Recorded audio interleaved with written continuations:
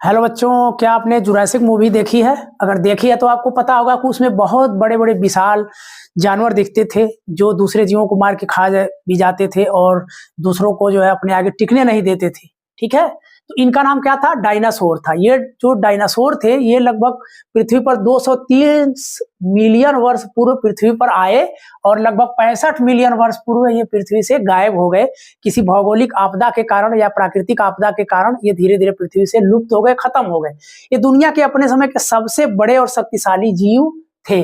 इनमें छोटे जीव भी थे और बड़े जीव भी थे। ठीक है, इनके हम प्रकार की बात करेंगे तो प्रकार में आता है, पहला है टायरेनोसारस रेक्स। ये सबसे बड़ा था और सबसे शक्तिशाली था और ये मांसाहारी था।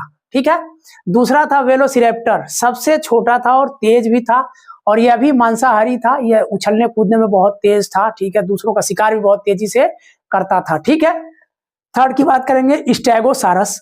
बड़ा था लेकिन ये धीमे धीमे चलता था। इसके जो पीठ होती थी उस पर धारियां पाई जाती थी, माने गड्ढेदार धारियां पाई जाती थी, प्लेटें थी। यह शाकाहारी था। चौथा है ट्राइसिरेटोपस।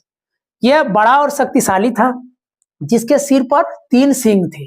ठीक है, 3 सींग वाला यह डायनासोर था। यह भी शाकाहारी था। तो नीचे के जो दोनों हैं ये शाकाहारी थे, ऊपर के जो दोनों थे ये मांसाहारी थे। ठीक है, इनके विशेषताओं के बारे में जान लेते हैं। ये अपने समय में सबसे बड़े जीवधारी थे और इनका पृथ्वी पर राज चलता था। अपने आगे दूसरों को टिकने नहीं देते थे, उनका भक्षण भी करते थे। ये अधिकतम जो डायनासोर, जो सबसे बड़ा डायनासोर था उसकी लंबाई 100 फीट तक थी। ठीक है, जो सबसे छोटा डायनासोर था वो 3 फीट लंबा था। ठीक है, इसकी हाइट जो थी वो 3 फीट तक थी।